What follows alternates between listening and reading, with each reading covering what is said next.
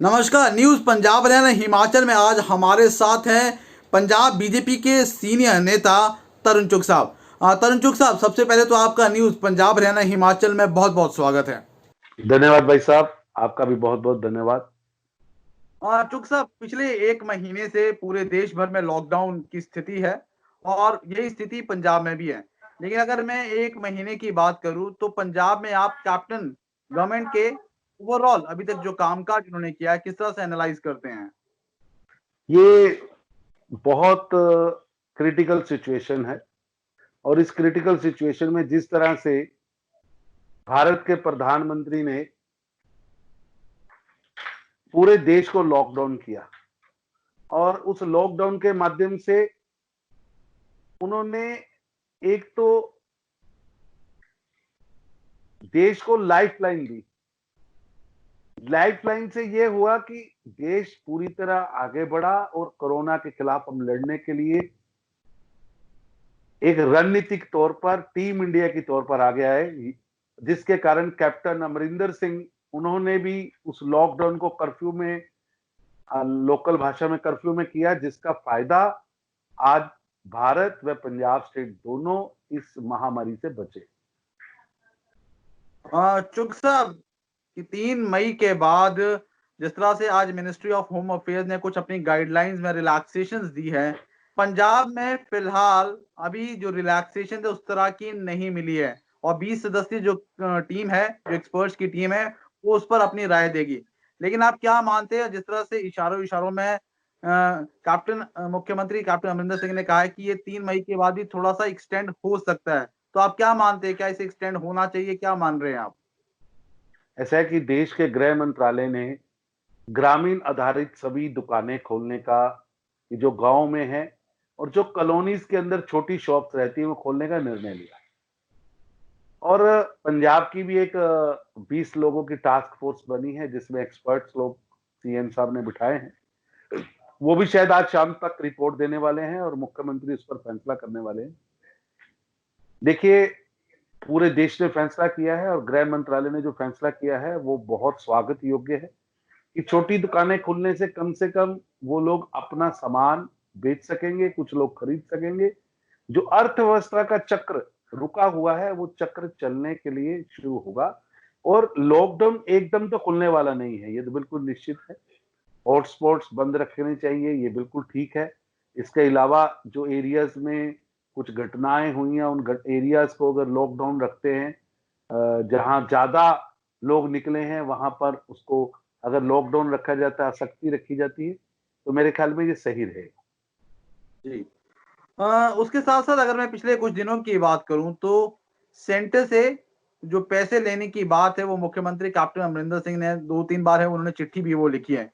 लेकिन इसके ऊपर एक सियासत वो देखने को मिली है। केंद्रीय जो मंत्री है हरसिमरत कौर बादल है, उन्होंने कहा है कि केंद्र की तरफ से वो पैसा है वो दिया गया है। वहीं पर मुख्यमंत्री कैप्टन अमरिंदर सिंह ने कहा है कि वो बकाया जो पैसा था वो स्टेट का ही पैसा था। आप किस तरह से देखते हैं इस पूरी बयानबाज़ी को? ऐसा है कि कैप्टन अमरिंदर सिंह रोज एक पत्र लिखकर, एक बयान जारी कर कर पंजाब की जनता को गुमराह कर रहे हैं। केंद्र सरकार ने पिछले लगभग 1.5 महीने में 2 किस्तें जीएसटी की दी, एक 1100 करोड़ की, एक 1200। जीएसटी का पैसा उनके पास आया है।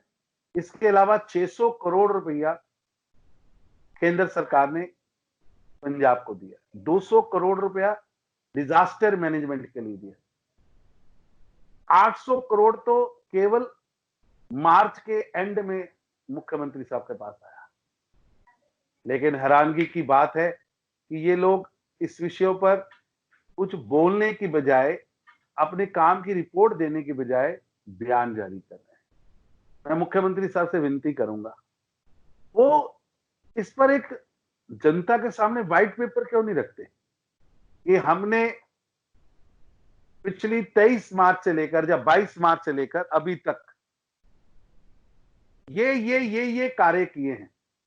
110 करोड़ रुपया हेल्थ का आया, हमने यहां खर्च किया। 600 करोड़ आया, हमने यहां खर्च किया। 200 करोड़ आया, यहां खर्च किया।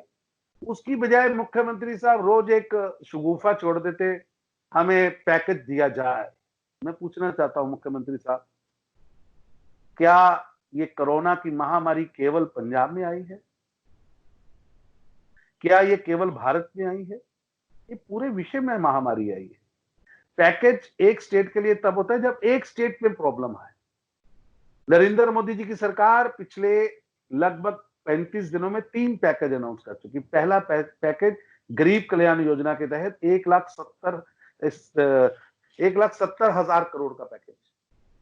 फिर दूसरा पैकेज इकोनॉमिक पैकेज, तीसरा पैकेज हेल्थ पैकेज, 3 पैकेज घोषित कर चुकी। नहीं, अगर इतने पैकेजेस मिल गए हैं गवर्नमेंट को, तो बार-बार कांग्रेस या फिर मैं पंजाब गवर्नमेंट की बात करूं, वो मना क्यों कर रहा है? ऐसा है कि उनको परफॉर्मेंस बतानी पड़ रही है। उनके पास परफॉर्मेंस बताने को है कुछ नहीं। तो जनता को जब बताने को कुछ ना हो तो सामने वाले से प्रश्न पूछ लो। ये एक पुराना दाव रहा है पॉलिटिशियंस का। मैं उनसे पूछना चाहता हूं, हमारे पास हिसाब है पिछले 33 दिन का। हमने पंजाब के अंदर एक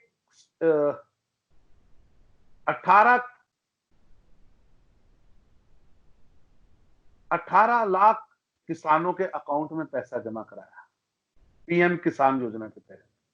हमने 33 लाख पंजाब की बेटियों के अकाउंट में 1,165 करोड़ रुपए जमा कराया। और इस महीने भी हुआ, अगले महीने भी होगा, उससे अगले महीने भी होगा। डायरेक्ट उनके अकाउंट में पैसा गया 165 करोड़ 33 लाख बेटियों को। ईपीएफ में हमने लगभग 32 लाख रुपए जमा कराया। 3-3 सिलेंडर हर आदमी को दिए। 1,41 करोड़ लोगों के लिए 66,870 मैट्रिक टन अनाज दिया है, जो आज 26 दिन से मुख्यमंत्री साहब के पास आ चुका है। 1 किलो भी नहीं बनता। हमारी परफॉर्मेंस है कि हमने 33 लाख बहनों के अकाउंट में पैसा पहुंचा दिया। हमने कंस्ट्रक्शन लेबर के अकाउंट में पैसा पहुंचा दिया। हमने मनरेगा के ऑर्डर को इंप्लीमेंट करा दिया। हमने किसानों को पैसा पहुंचा दिया। हमने ईपीएफ से पैसा पहुंचा दिया। हमने पीपीएफ से पैसा पहुंचा दिया। हमने 1,41 करोड़ लोगों के लिए अनाज सरकार को पहुंचा दिया। सरकार बताए पंजाब की कि उसने क्या किया है। हालात ये हैं कि अगर लुधियाना जैसे मेट्रो सिटी में भी कोई कोरोना का मरीज होता है तो उसको पटियाला भगाना पड़ता है। जलंधर वाला गुरदासपुर वाले को अमृतसर लाना पड़ता है। 110 करोड़ रुपया दिया है और आपको समय मिला है। एक दिन की प्रॉब्लम नहीं है। ये प्रॉब्लम जो आज जितने मरीज आए हैं, ये पिछले 35 दिनों से लगातार बढ़ते बढ़ते आए हैं। आप तैयारी क्या की? आप बताएं कि आपने पिछले 35 दिन में इतनी विधवाओं के अकाउंट में विधवा पेंशन डाल दी, इतनी शगन स्कीम के चेक काट दिए, आपने इतनी जो बुढ़ापा पेंशन थी उनको रिलीज कर दिया, आपने सेवा के ये कार्य किए। जवाब नहीं है।